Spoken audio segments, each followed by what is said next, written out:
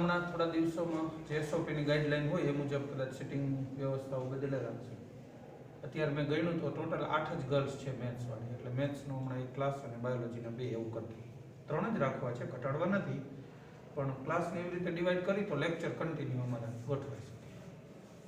3rd lecture પછી change કરી દઈશું. બીજું, માસ્ક ફરજિયાત છે, એટલે પહેરીને આવવું, નકર સાથે તો લાવવું જ. કદાચ કન્ટિન્યુઅસ ન ફાવે ને લેક્ચર દરમિયાન તો થોડીક વાર નીચે કરી શ્વાસ હરખા લઈ સેટલ બધું થઈ જાય એટલે પાછું ચડાવી દેવાનું છે ધીમેથી, વાંધો નહીં. હા, પણ બીજું તો આનો ઉકેલ બીજો કંઈ નથી. એટલે તમે થોડું તમારી રીતે જાતે એડજસ્ટ કરી લેવા, બરાબર છે? એના માટે કોઈને કહેવાનું નથી થતું. ન ફાવે તો થોડી વાર નીચું કરીને સેટ કરો. બીજું કે આપણે કાયદેસર રીતે જ લીગલ ફોર્મેટમાં સ્કૂલ ખુલેલી છે, એટલે યુનિફોર્મ સાથે આવજો, બરાબર? With full uniform.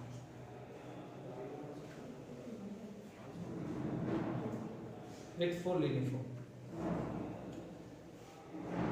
એ સિવાય હવે કેમિસ્ટ્રીની વાતે ચડીએ.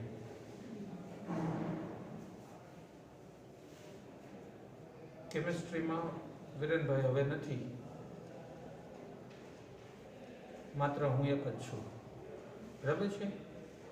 થઈ જશે પૂરું, કારણ કે આપણે ચેપ્ટર નંબર ઓફ ચેપ્ટર્સ ઘણા બધા થઈ ગયા છે, બાકીના થક કરી દઈશું પૂરા આરામથી. પણ સાથે સાથે જો કોઈને સ્પીડી પડે, થોડું કંઈ ટાઈમ આપણો રેગ્યુલર જેટલો નથી, એટલે થોડીક સ્પીડ કરવી જ પડશે. કલાકો આપણને પૂરતા નથી મળી રહ્યા હજી, અત્યારે આપણી માગણી છતાંય કલાકો હજી પૂરતા આપ્યા નથી, એટલે થોડીક ઝડપ હોઈ શકે. પણ એના માટેનું સોલ્યુશન 2 રીતે આપું તમને. એક રીત, આ જે થાય રેકોર્ડિંગ થાય છે ઓનલાઈન મૂકી દઈશું, એટલે તમારે રિવાઇઝ કરીને જે વસ્તુ ફરીથી જોવી હોય કે સાંભળવી હોય તમે ફરીથી ઘરે જોઈ શકશો, બરાબર છે? ને બીજું, ચાલુ લેક્ચરે ન સમજાણું તો પૂછી જ લો તરત, અને આજે જે ભણાવ્યું છે ઘરે જઈને રિફર કરો ઇન્સ્ટન્ટ. અને ન સમજાણું તો કાલે પહેલા પૂછી લો, આગળ પછી ચાલુ રાખો. કારણ કે બહુ ધીમે ધીમે લેવા કરતા હવે તો જે ન સમજાય એ જ કરાવું ફરીથી, એવું જ કરવું છે, એટલે ટાઈમ બચે ઘણો. બીજું, જે પૂછતા હતા આપણે ચેપ્ટરને પાકા કરાવતા હતા, એવો સમય નથી કે હું તમને દરરોજ પૂછું ને એનું હોમવર્ક આપવું ને એવું. રાજી થાવું દુઃખી થાવું એ નક્કી નહીં કરી શકું,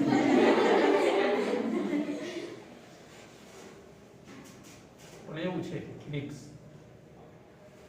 ત્રીજું, હવે ચેપ્ટર્સ જે કાંઈ મેં ઓનલાઈન ચાલુ કર્યા તો તમે જુઓ દાખલા વગરના જ ચેપ્ટરો લીધા,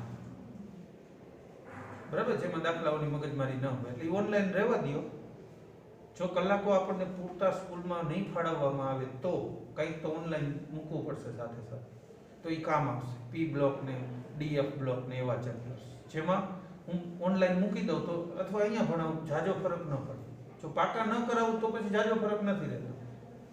દરરોજ હું પૂછીને એનું હોમવર્ક આપું તો કદાચ ફરક પડી શકે, બાકી નહીંતર તો બે સરખું થાય છે.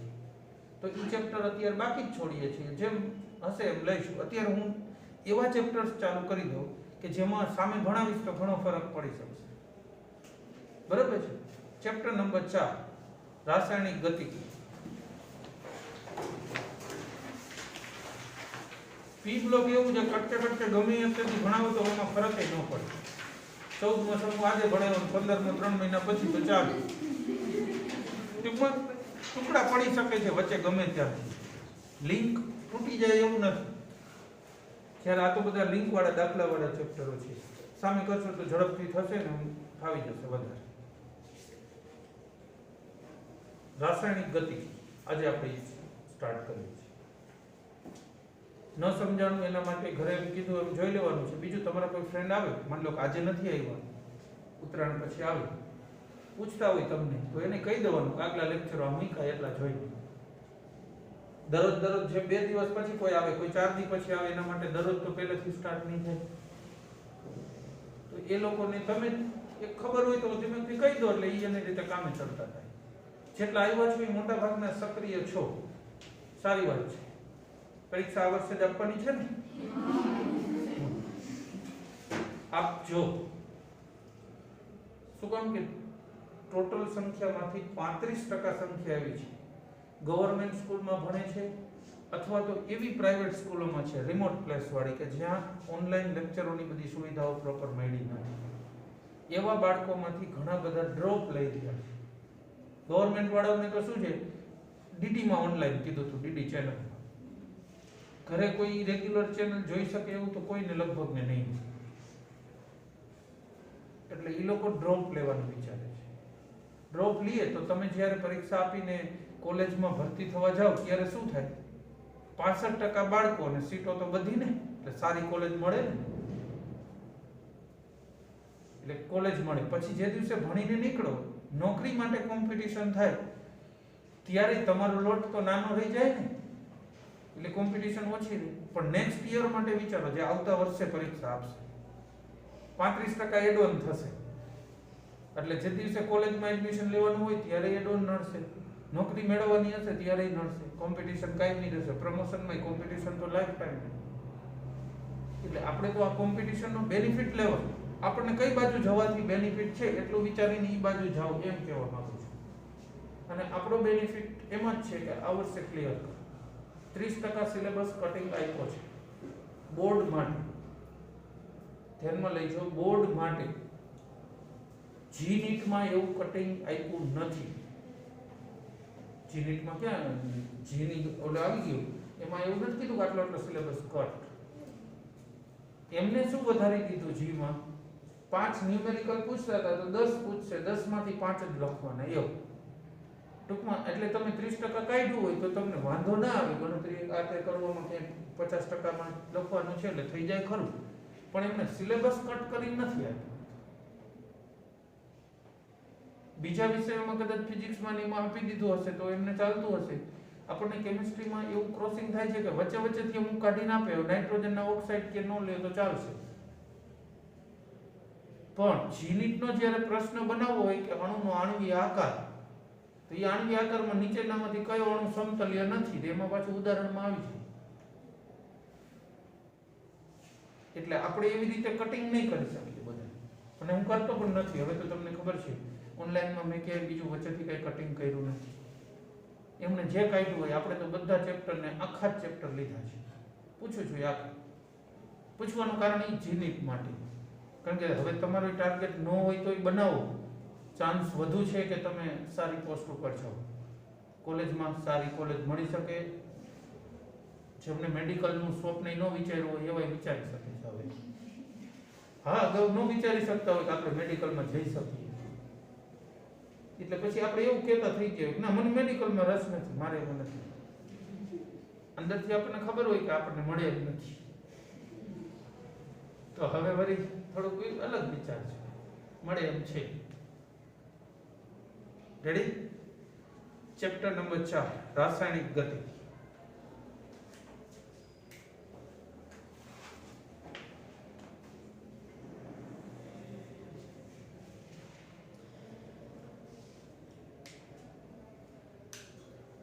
કોઈ પણ કેમિસ્ટ માટે 3 સવાલોના જવાબ બહુ મહત્વના હોય છે. 3 સવાલો.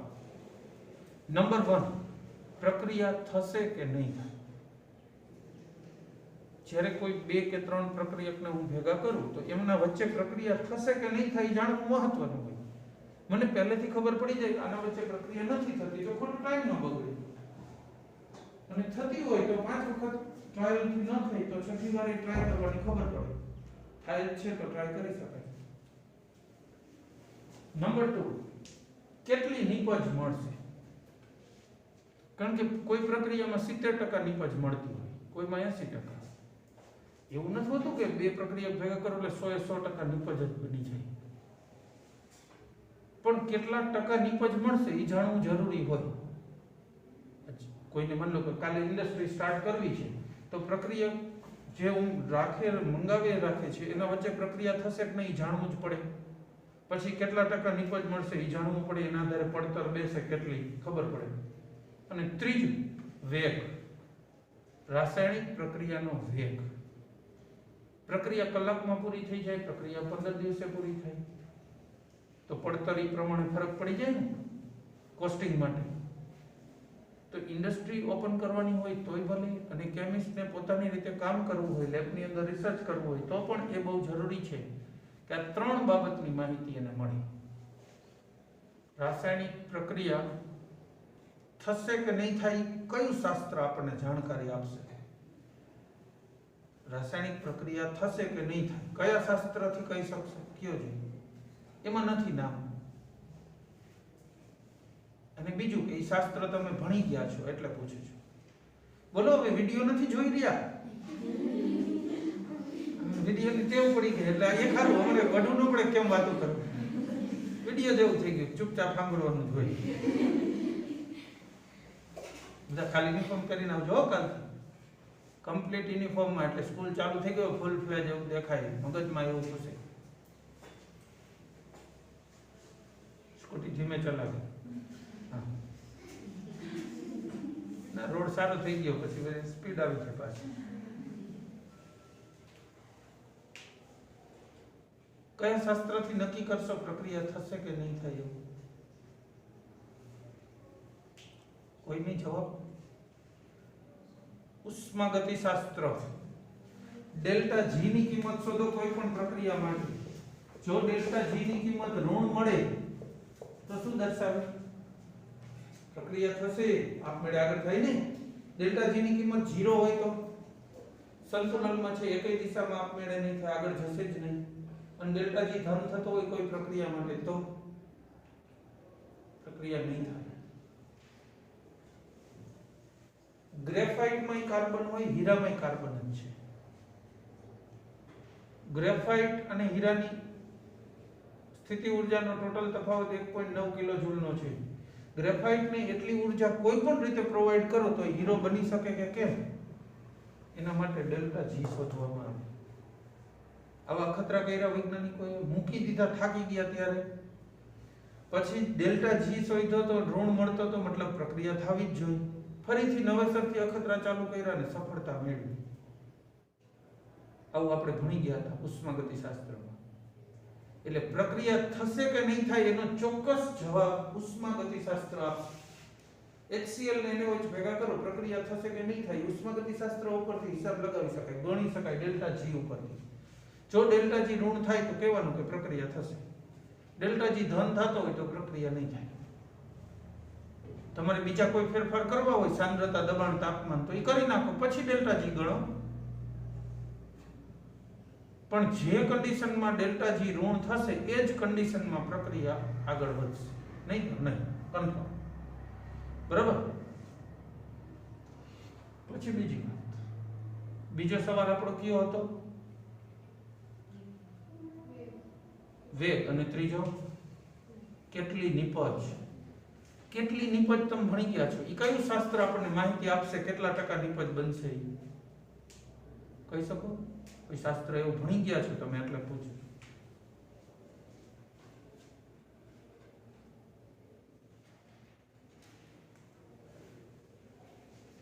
રીઝન કેમ બધું? પ્રાઇમરી નો બોર્ડ મારી દેવો કે આપણે પહેલેથી ચાલુ થશે. કેસી ભણી ગયા છો કે સંતુલન અચળાંક કેસી કેપી. કેસી ની કિંમત 4 હોય તો કેટલા ટકા નિપજ બને? કેટલા? હા કે તો કઈ ભલે સાચે ખોટે ચેક થઈ. કેટલા? 80%. યસ. કેવી રીતે છે? કેસી બરાબર નિપજોની સાંદ્રતા. આ ચેપ્ટરમાં જેટલું ભણાવું ને એટલું જ વાંચ. આગળ વાંચવાની કોશિશ ન કરતા, ગોટે ચડી જશે. જે ભણાવી દઉં ને તમને કહું અહીં સુધી ભણાવ્યું એટલે ઘરે જઈને એટલું રેફર કરો. બહુ આગળ નહીં જતા આ ચેપ્ટર. પી બ્લોક ડી બ્લોક હોય ને તો ગમે એટલું આગળ વાંચવાનું છે. એમાં આખું વાંચશો તો સમજાશે. ટાઈમ હોય તો ભલે એ વાંચવું હોય તો, પણ આ તો નહીં. અમે છે ને આખું મગજ ચેન્જ થઈ જશે. ભાઈકા પ્રક્રિયકોની સાંદ્રતા.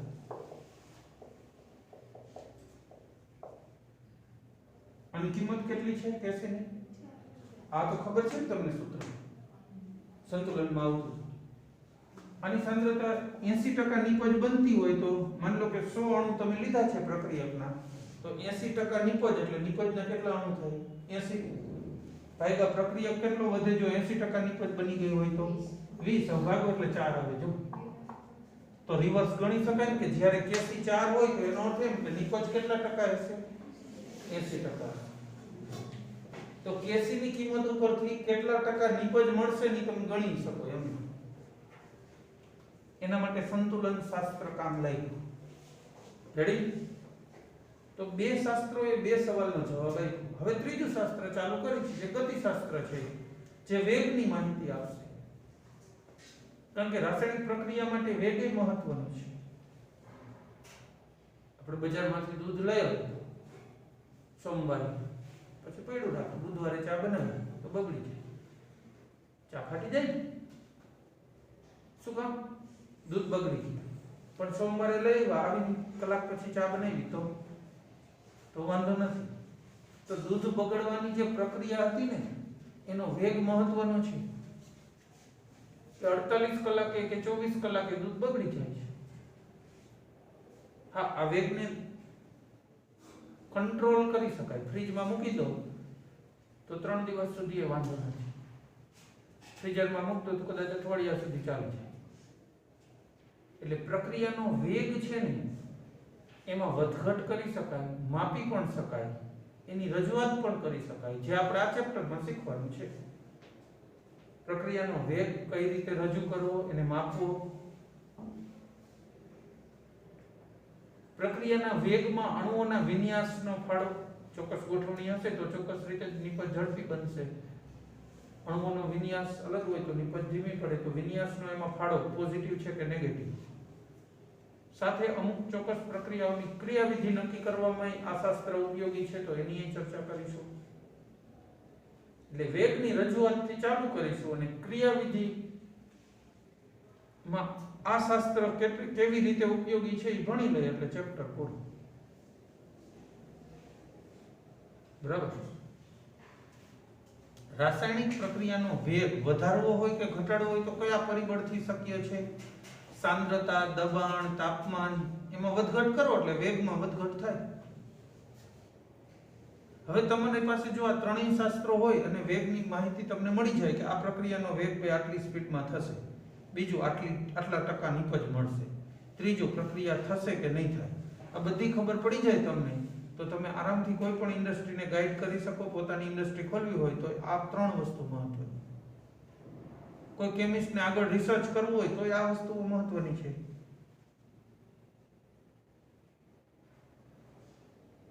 અમે લોકો પીએચડી કરતા ત્યારે અમારાથી એક વર્ષ સિનિયરમાં જામનગરનો વિમલ ગટેસણિયા કરીને હતો સ્ટુડન્ટ. એ ફિઝિકલ કેમિસ્ટ્રી ઉપર પીએચડી કરે.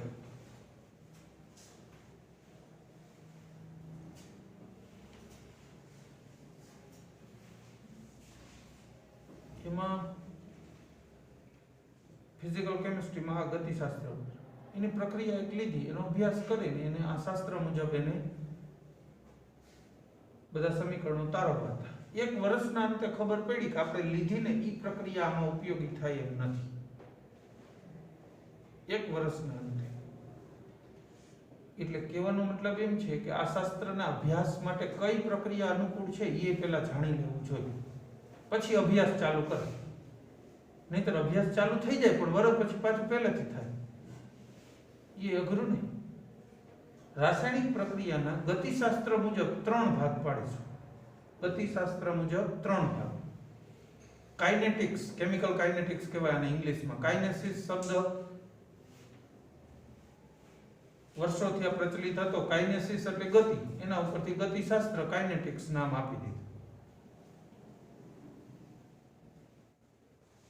તો આ કાઇનેટિક્સ ની અંદર કઈ પ્રક્રિયાને સ્ટડી થઈ શકે, કઈ ન થાય, પ્રક્રિયાના 3 પ્રકારો પાડીશું. એમાંની અમુક સ્ટડી થશે. પહેલી પ્રક્રિયા અતિ ઝડપી. પરમાણુ બોમ્બનો વિસ્ફોટ, નેનો સેકન્ડમાં વિસ્ફોટ પૂરો થઈ જાય. અતિ ઝડપી થઈ. આવી અતિ ઝડપી જે પ્રક્રિયા છે એનો અભ્યાસ આ શાસ્ત્રમાં થાય નહીં. કારણ કે નેનો સેકન્ડની અંદર વિસ્ફોટ થયા પછી એનો સ્ટડી કરો, એની સાંદ્રતા માપો, એટલો સમય તો મળે જ નહીં. એટલે એનો અભ્યાસ ન થાય. અતિ ઝડપી હોય એનો. બીજી અતિ ધીમી. દાખલા તરીકે હવામાં N2 ને O2 છે, બંને જોડાઈ પણ શકે, NOx બને. તો NOx બનવાની પ્રક્રિયા જો થોડી કઈ ઝડપી હોત તો 1000 વર્ષની અંદર તો O2 પતી ગયો હોત. O2 21% છે ને N2 78%. O2 તો પતી જાય ને પ્રક્રિયા થઈ. ખાલી અતિ ધીમો વેગ હોત ને તો 1000 વર્ષે તો પતી જ ગયો હોત. તો અત્યારે ઓક્સિજન હોવો જ ન જોઈએ. આ પ્રક્રિયા કરોડો વર્ષોથી ચાલુ છે, પણ હજી એ ચાલુ જ છે. આનો અભ્યાસ તમે ચાલુ કરો તો એ અભ્યાસ પૂરો કરવા માટે તમે જીવી શકો ખરા એટલું? આપણું આયુષ્ય કેટલું? 100 વર્ષ. જોકે અત્યારે તો 68 લીગલ હશે ને 70 ગણીને હાલો ને. ઘણા રોડ ઉપર નીકળીને સ્પીડમાં જતા હોય ને આપણને એમ થાય કે આ એવરેજ બગાડશે, આગળ જઈને ભટકાઈને મરે. એવરેજ બગાડે ને આપણી ખોટી, બરાબર? એવરેજ બગાડવા નહીં કોઈ, ધીમે હલાવવાનું. 70 ની એવરેજ ગણ, થોડુંક સારું લાગે એવી તો ગણવાની. 60 હોય તોય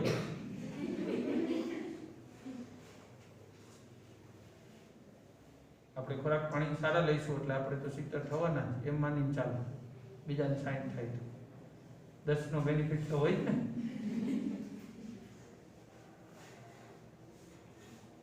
અને આ કોરોનાના સમયમાં બેનિફિટ વધારે હોય તો એક વસ્તુ છે, આપણા શરીરની જેટલી રોગ પ્રતિકારક શક્તિ હોય ને એ ફોરેન મટીરિયલમાંથી, એટલે બહારથી કોઈ સજીવ આવે તો એને પ્રોટીન સમજીને જ એટેક કરે.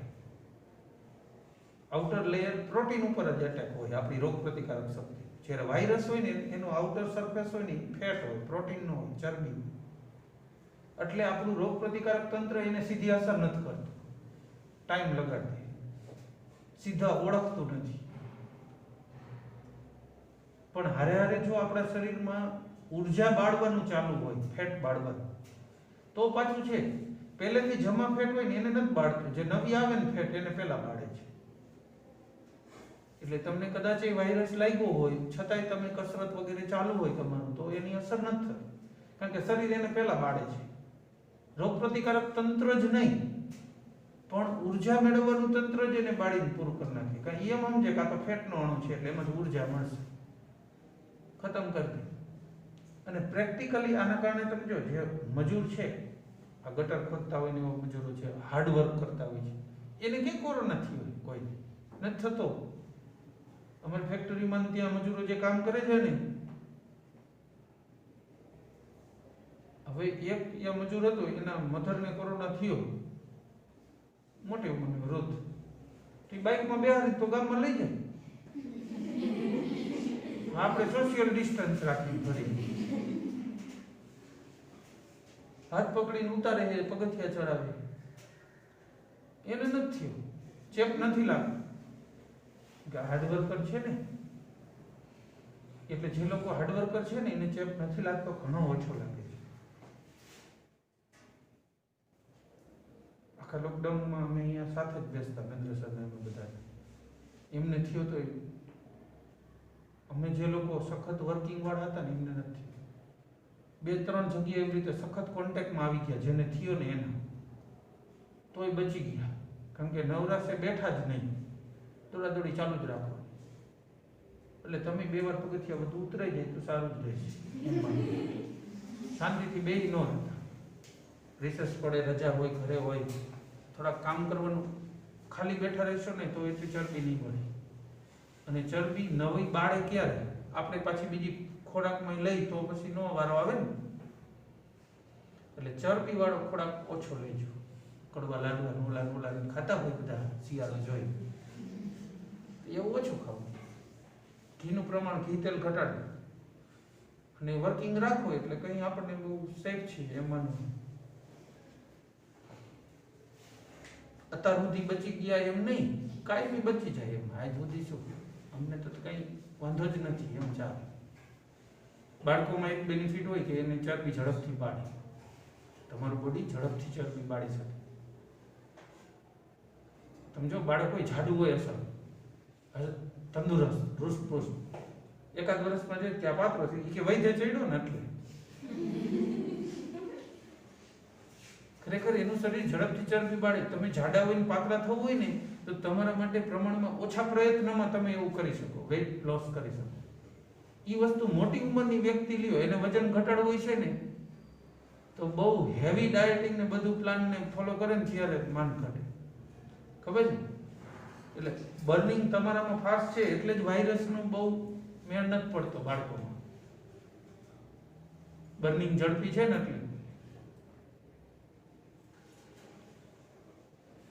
એટલે તમે કુદરતી બેનિફિટમાં છો તો એ બેનિફિટને કન્ટિન્યુ કરો, કામ થોડુંક રાખજો.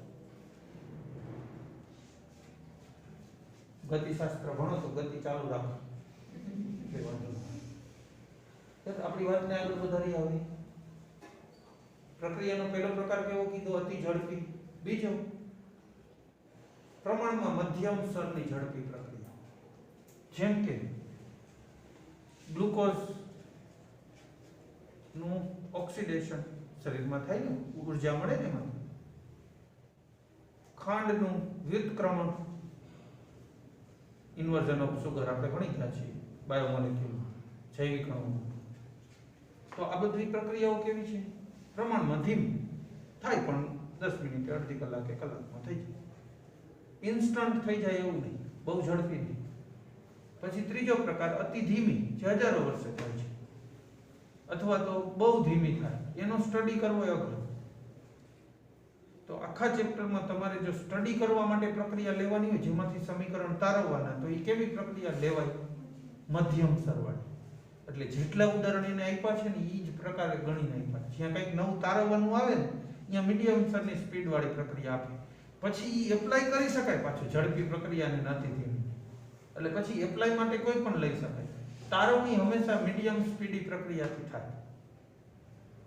એટલે શાસ્ત્રનો અભ્યાસ એ રીતે કરો ને તો જ તમે એમાં વધારે આગળ વધી શકો.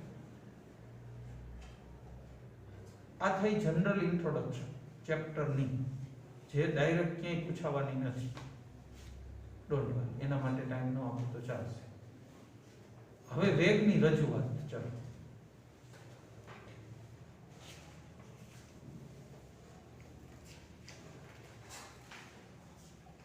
બેનને આપણે સ્કૂટી લઈને રાજકોટ મોકલી, 120 કિલોમીટરનું અંતર 3 કલાકે કાપે છે. તો એનો વેગ કેટલો થયો? 120 કિલોમીટર 3 કલાક, 40 કિલોમીટર પર અવર. એટલે આપણી વાહનની ઝડપને કિલોમીટર પર અવરમાં નક્કી કરીએ છીએ. કરી છે એવી રીતે રાસાયણિક પ્રક્રિયાની ઝડપને કઈ રીતે? કારણ કે એમાં તો કિલોમીટર આવે નહીં ને, તો એને કઈ રીતે રજૂ કરવી? સાંદ્રતામાં થતો ફેરફાર ભાગ્યા એના માટે લાગતો સમય, એને જ એનો વેગ કહીશું. તો પ્રક્રિયા વેગને કઈ રીતે દર્શાવાય? પ્રક્રિયક અથવા નિપજની સાંદ્રતામાં થતો ફેરફાર ભાગ્યા એના માટે લાગતો સમય, એને વેગ કહેવાય. આ મૌખિક વાત થઈ. હવે આ વસ્તુને સમીકરણમાં લઈશું ને પછી એને ગ્રાફમાં પ્લોટ કરીશું એટલે કન્ફર્મ થઈ જાય. જો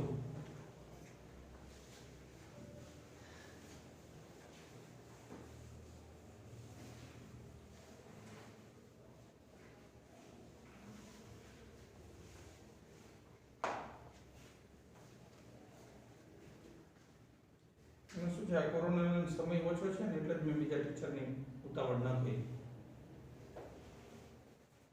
કોઈ ટીચર આ વિરેનભાઈ લે તો મને એમ હોય કે લઈ લેશે ને પછી ફરીથી મારે લેવું પડે તો બધું ડિસ્ટર્બ થઈ જાય ટાઈમિંગ. એના કરતાં હું મારા હાથમાં લઉં. અગર સમય ઓછો છે ને તો હું મારી જાત ઉપર વિશ્વાસ કરી શકું, હું આટલા ટાઈમમાં આટલું લઈ શકીશ. બરાબર? અને જીનીટમાં લેક્ચર મારા ભેગા છે ને કે નહીં? ઓનલાઈનમાં જીનીટ હા ભેગા છે. છેલ્લે હાઇડ્રોજન આપ્યું. હું મુંબઈ હતો ને એટલે પછી મારે કંઈક તો આપતો રહો અને હાઇડ્રોજન રેડી હતું. એટલે એ રીતે જ મજા આવે છે ને. બાજુમાં પેલા પ્રશ્નો આપીને કે નથી મજા આવતી, આખી સ્ક્રીન જોઈ છે. બરોબર ને? રૂબરૂ ભણાવું એના કરતા જીરીત તો એમાં ખરેખર સારું. રૂબરૂ ભણાવતો હું ઈ જ ભણાવવાનો છું. જીનીટ માં તો બીજું કઈ જે આવતું હશે એ તો હું એમાં ત્યાં સમજાવી દેતો હોઈશ.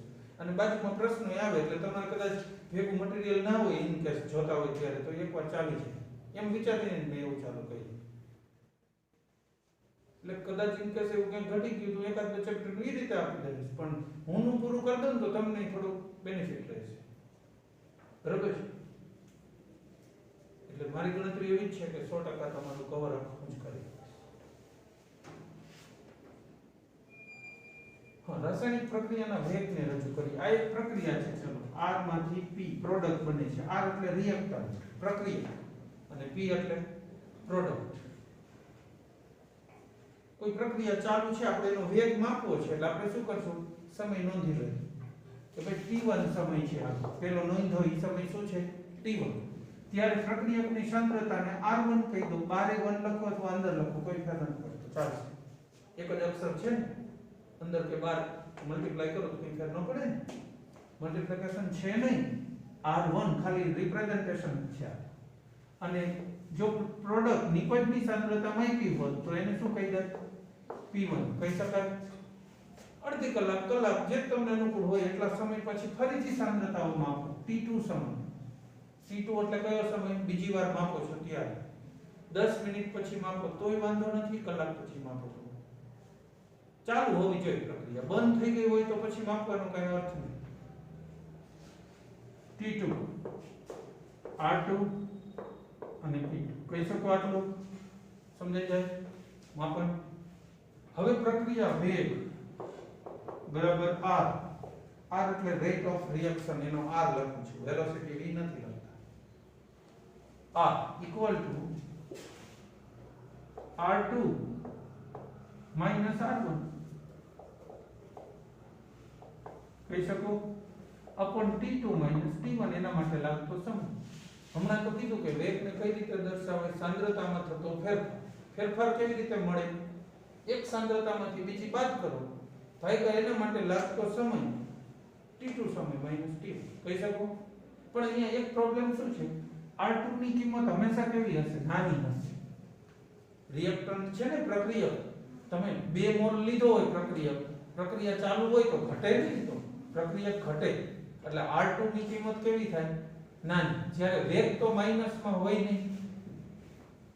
વાહનનો વેગ માપો તો માઈનસમાં તો ન હોય ને, કાંટો આમ જ ફરે, પછી આમ ઊભા હોય તો આમ રિવર્સ ન જાય, રિવર્સ લઈ તોય ન જાય હો, માઈનસ. આગળ એક માઈનસ લગાડી. ઈ શેના માટે છે? વેગને પ્લસ રિપ્રેઝન્ટ કરાવવા માટે, વેગની કિંમત ધન લાવવા માટે.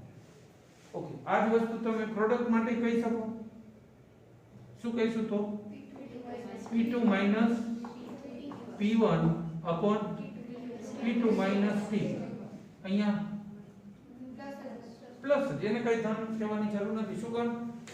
પ્રોડક્ટ છે ને p એટલે નિપજ, ઈ તો વધે ને, એટલે p2 ની કિંમત કેવી હોય? હંમેશા મોટી, અને p1 નાનો. તો આ વેગની રજૂઆત આવડી જાય. આ રજૂઆતને એવરેજ વેગ કહેવાય. એવરેજ. શું કામ એવરેજ? એને 40 જવાબ આપ્યો, પણ એ કેવી રીતે આપ્યો? તો 3 કલાકમાં 120 એટલે 40 કીધું. બરાબર ને? પણ તમે એટ એ ટાઈમ ફોન કરીને પૂછો કે અત્યારે ક્યાં પહોંચ્યા છો? ચોટીલાથી નીકળી. કેટલો વેગ છે? ત્વરિત વેગ. ત્વરિત. એ તો વધઘટ હોઈ શકે કે નહીં? ટ્રાફિક નડ્યો તો વેગ ઘટી ગયો, સારો રોડ આવ્યો, હાઈવે 20 40 50 80 0 એટલે આપણે કેવું કરીએ એમ ભગવાન 80 પછી 0 0 એટલે બીજું નથી વિચારવાનું. તો ત્વરિત વેગ અને એવરેજ વેગની કિંમત સરખી જ હોય પણ ખરી ને ન પણ હોય, પણ બે અલગ વસ્તુ છે કે નહીં? તો પ્રક્રિયા માટે ત્વરિત વેગ હોઈ શકે. આ જે વેગ છે ને આ એવરેજ વેગ છે.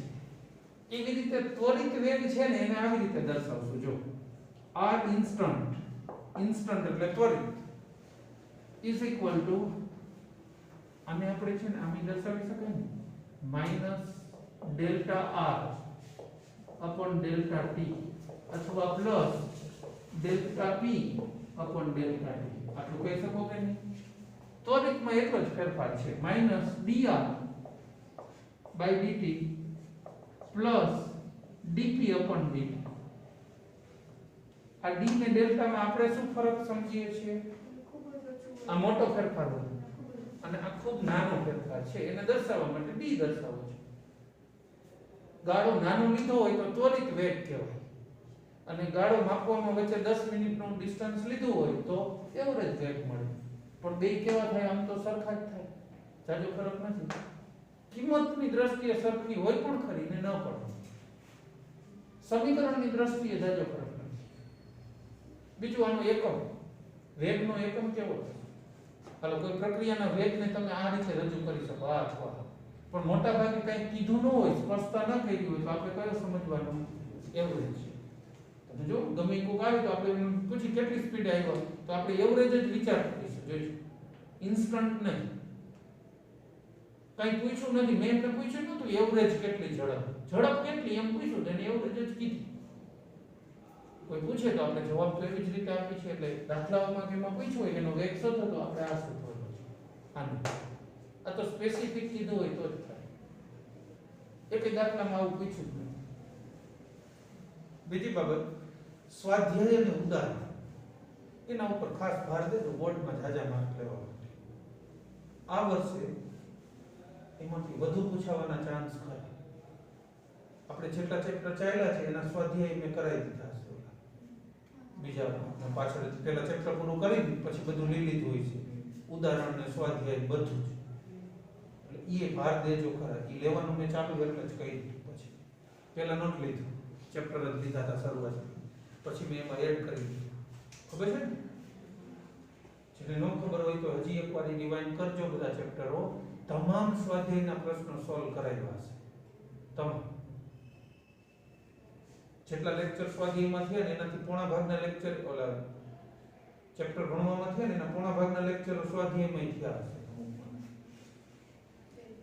બરાબર, બધાયમાં લીધું જ છે. એટલે તમે એને થોડું ફોકસ કરો ને એટલા માટે લીધું.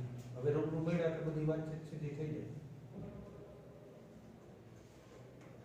તો આ ઇન્સ્ટન્ટ વેગ છે, આ એવરેજ વેગ છે. હવે આનો એકમ શું થાય? આ ડેલ્ટા આર, આનો એકમ શું થશે?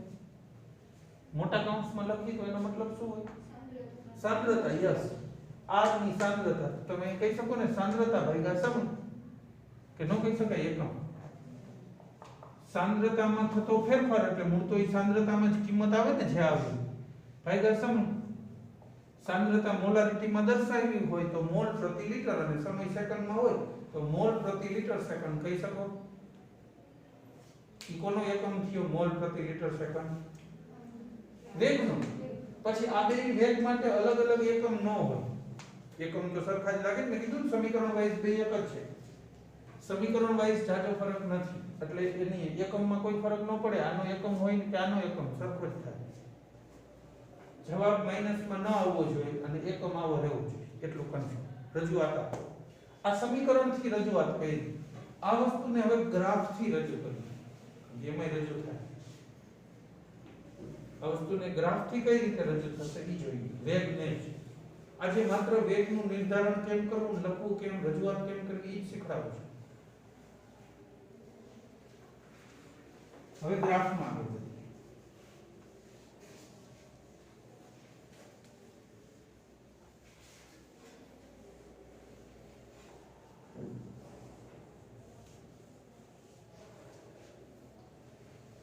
સવાલ પૂછવો હોય કે પણ તો વચ્ચે પૂછી શકશો. ભલે રેકોર્ડિંગ તોય ચાલુ હોય તો તમારો સવાલ એક સંભળાય તો ખરો ને.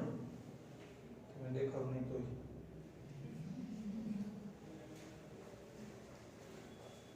આપણે વાત કરીએ ગ્રાફથી આ વેગની રજૂઆત. એના માટે અહીંયા સમય લઈ લો, અહીંયા લઈ લો સાંદ્રતા. પેલા આર માટે ગ્રાફ દોરો. આર એટલે રિએક્ટન્ટ, પ્રક્રિયક. પ્રક્રિયકની સાંદ્રતા સમય સાથે શું થાય? વધે કે ઘટે? ઘટે. અને એક સમય અચળ થઈ જાય. દાખલા તરીકે કોઈ પ્રક્રિયામાં 90% નિપજ બનતી હોય તો પ્રક્રિયકની સાંદ્રતા 100% લીધી હોય, ઘટતી ઘટતી ઘટતી ઘટતી 10% થઈ જાય પછી શું થાય? અચળ થઈ જાય. હવે 10 થી ઘટે નહીં પછી. એટલે આનો ગ્રાફ પ્લોટ કરતા હોય તો આ રીતે પ્લોટિંગ થાય. રેડી? પછી અચળ થઈ ગઈ. આ કોની દોર્યો કહેવાય? ગ્રાફ પ્રક્રિયકને લઈને દોર્યો. પ્રક્રિયકની સાંદ્રતાનો છે. કોઈ t1 સમયની સાંદ્રતા જોતી હોય તો હું આવી રીતે મેળવી શકું. આ સાંદ્રતાને r1 કહી દઉં, આ સમયને t1 કહી દઉં. તો t1 સમયની સાંદ્રતા r1 અહીંથી મળે કે ન મળે? પછી બીજી જોતી હોય તો આ કયો સમય થયો? t2 અને સાંદ્રતા r2. હવે આપણા સમીકરણ મુજબ લેવું હોય તો ડેટા મળે કે નહીં? તમને જે જુદા જુદા r1 t1 r2 t2 r3 t3 આપ્યું હોય ગ્રાફ દોરવાનું કહે તો આ બધા ડોટ મળી જાય. પછી ગ્રાફ પ્લોટ કરી શકો અને ગ્રાફ ઉપરથી અથવા વેલ્યુ ઉપરથી ડાયરેક્ટ વેગ બરાબર r એવરેજ કઈ કીધું ન હોય તો આપણે એવરેજ જ ગણવું હંમેશા. નહીં જ કીધું minus r2 minus r1 upon t2 minus t. Ready? આનાથી વેગ આપી શકાય સમીકરણ. હવે આ ગ્રાફ અને સમીકરણ બેયને સમજી શકો કે નહીં? ઇન્સ્ટન્ટ વેગ માટે શું કરવાનું છે? ઇન્સ્ટન્ટ વેગ કેવી રીતે આપણે કીધો તો બાઇકમાં ફોન કરી ભાઈ અત્યારે કેટલો ઓડોમીટર કેટલો કાંટો બતાવે છે? 20. તો અત્યારનો ત્વરિત વેગ 20 કહેવાય. એવું અહીંયા લેવા માટે શું કરવાનું છે? માની લો કે આ બિંદુએ આપણે ત્વરિત વેગ શોધવો છે. આ બિંદુ કોઈ એક બિંદુ નક્કી કરવું, ત્યાં ત્વરિત વેગ મળશે. ઈ બિંદુએ સ્પર્શક દોરવાનું. સ્પર્શક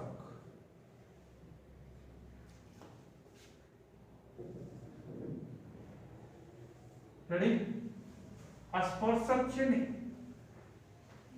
એનું ઢાળ નક્કી કરીને ઈ જેનો વેગ થાય. ઢાળ કેવી રીતે નક્કી થાય? પ્લોટ કરી અહીંથી r1 r2 અહીંયા t1 t2 મળે કે નહીં?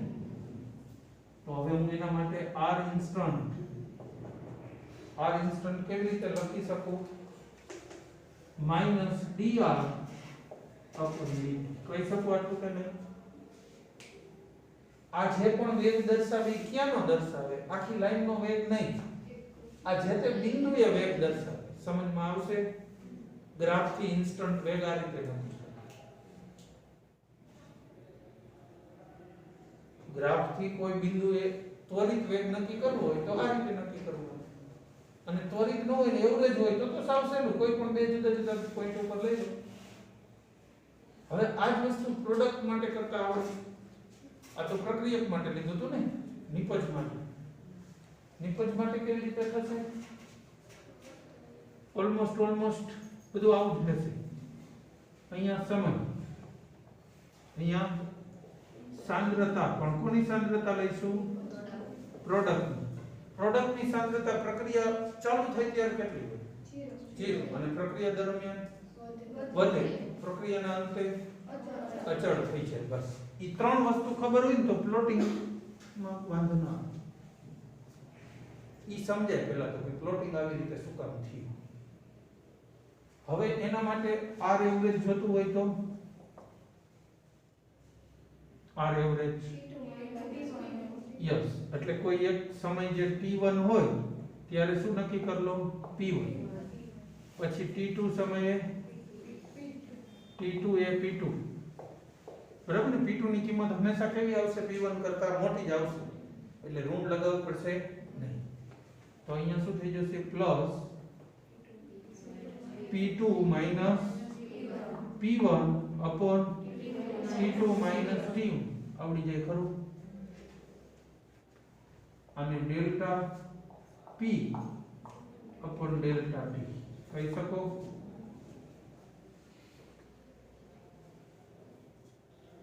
કદાચ ઇન કેસ કોઈ બુકમાં કે ક્યાંક આવું જોઈ લો તો પણ એવરેજ વેગ જ રહેશે. આ ડેલ્ટા મહત્વનો છે, આ ટી નહીં. ટાઈમની દ્રષ્ટિએ વધારે મહત્વ નહીં આપવાનું. તમારે વધારે મહત્વ કોની દ્રષ્ટિએ આપવાનું છે? અંશમાં જે પ્રોડક્ટ અથવા રિએક્ટન્ટ આપ્યો હોય ને ઈ ડેલ્ટા છે કે ડી છે. જો ડેલ્ટા હોય તો ઈ એવરેજ વેગ જ ગણાશે. કદાચ ઇન કેસ ક્યાંક આવું જોયું હોય તો આપણે તો એવી રજૂઆત જ નહીં કરીએ. ક્યાંક આવી ગઈ તો તમને ખબરમાં હોવું જોઈએ કે આમાં અંશ મહત્વનો છે ક્ષેત્ર એ બાબત. અને ઇન્સ્ટન્ટ વેગ માટે r ઇન્સ્ટન્ટ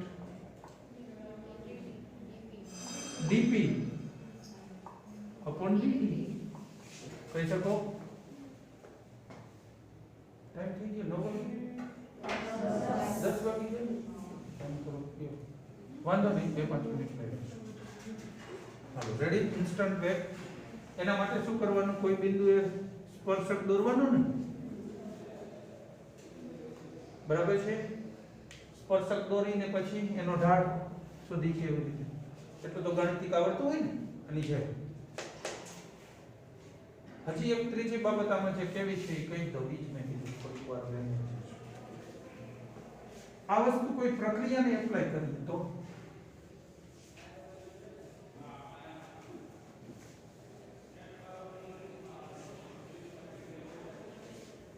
કોઈ પ્રક્રિયાને એપ્લાય કરવી હોય તો HgCl2 HgCl2 આ લિક્વિડ ગેસ ને સોલ્વ, પણ સ્ટેટ આને બહુ મતલબ નથી. હાલ વેગ બરાબર શું કહી શકું? r average minus delta Hg ની સાંદ્રતા અપોન ડેલ્ટા T કહી શકાય. સમજમાં આવે? is equal to minus delta Cl2 upon delta T plus delta HgCl2 upon delta T. આટલું આવડી જાય. પછી આવી કોઈ પ્રક્રિયા હોય તો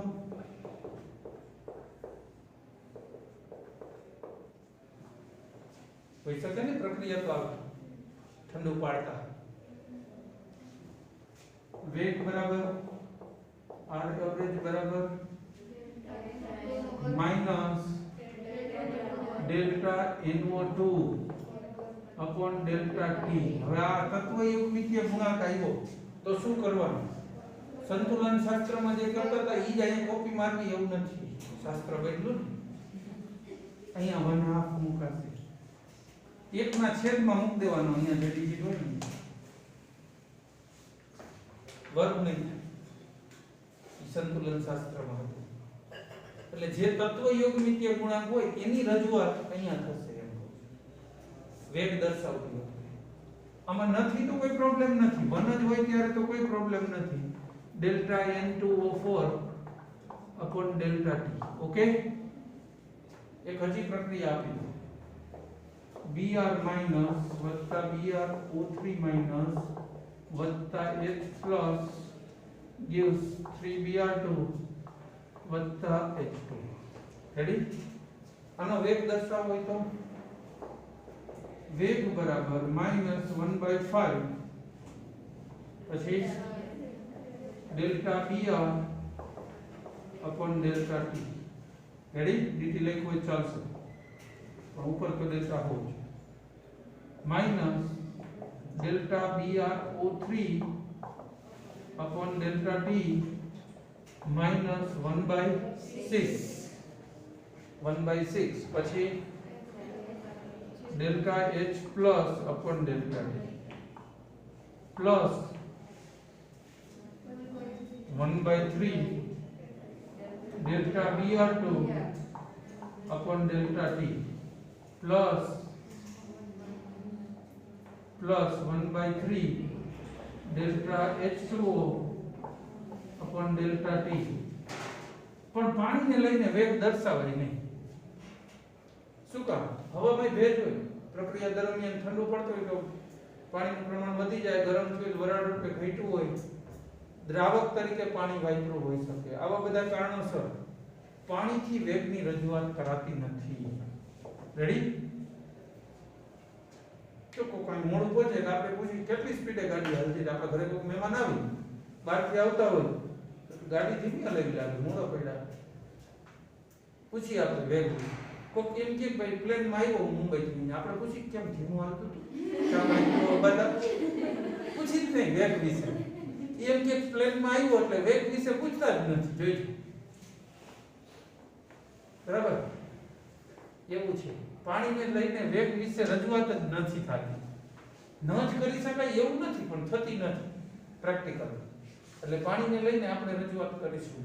બુકમાં આપી છે આવી રીતે સમીકરણ આખું આપ્યું છે, પણ છતાંય આગળ જતા આ ધ્યાન રાખજો. પાણીને લઈને વેગની રજૂઆત કરવાની નથી. રેડી?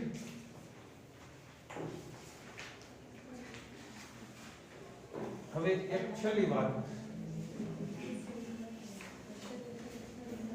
છેલ્લી કરીને આપી દો ને.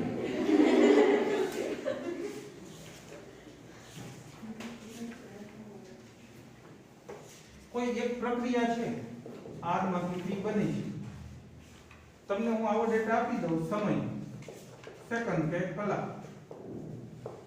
હાલો 0 સેકન્ડ, 50, 100, અહીંયા સાંદ્રતા આપી દઉં પ્રક્રિયકની, હાલો 0.2, 0.15, 0.12, આવો ડેટા આપીને એમ કહું કે હવે વેગ શોધો, તો આવડે? કેવી રીતે શોધવાનો? જો આ R2, પછી R1 મોલારિટી તો ખરી, પછી T2 સેકન્ડ, પછી T1 સેકન્ડ. હવે આ જે આપ્યું હશે સાંદ્રતા 0.2 એ મૂકી શકાય પહેલી સાંદ્રતા. બીજી ક્યાં મૂકવાની? R1 શરૂઆતની ગણાય ને? હા, એટલે અહીંયા R1 કરી દઉં, R2 કરી દઉં. એટલે 0.2, 0.15, પછી T2 એટલે કયો સમય? 50, બરાબર. અને T1 એટલે 0, 100 નો હોય, 0 સમય હોય T1. અને અહીંયા તમારે શોધવાનું શું થાય? Delta R upon delta T, બરાબર, મોલારિટી ભાગ્યા સેકન્ડ. સીધું જ ગણિત મૂકી દેવાનું, એમાં કોઈ સમીકરણ માનવાની જરૂર નથી, મતલબ હિસાબ દર્શાવવાની જરૂર નથી. કેમ? સીધી ગણિત સીધું મૂકી દે, આવડી જાય. પછી બીજો ડેટા લખવો હોય તો હવે 0.15 શરૂઆતનું કહેવાય, પછી અહીંયા કયું આવશે? 0.12, અહીંયા 100, અહીંયા 50. એ ગણિત મૂકી શકો ખરા? પછી એવો એક દાખલો આપ્યો, ગણિત રાખજો, બરાબર. અને હવે ચોપડીમાં છેલ્લું જે મેં ઉદાહરણ લીધું ને બ્રોમિન વાળું, અહીંયા સુધીનું ભણાયું, કાંઈ ન સમજાય તો કાલે પૂછ, 2-4 પેજ ફરી ગયા હશે.